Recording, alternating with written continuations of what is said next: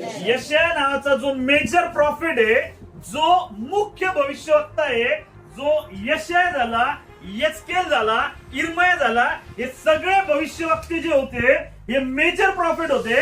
आणि यांना 600 वर्षापूर्वी परमेश्वराने त्यांच्यावर ज्यावेळेस पवित्र आत्मा आला आणि त्यांना या गोष्टी प्रकट केल्या आणि त्यांनी त्यांच्या भविष्यवाण्यामध्ये या गोष्टी लिहून ठेवल्या. हालेलुया. कोणाचा जन्म होणार आहे? कोणाचा जन्म होणार आहे?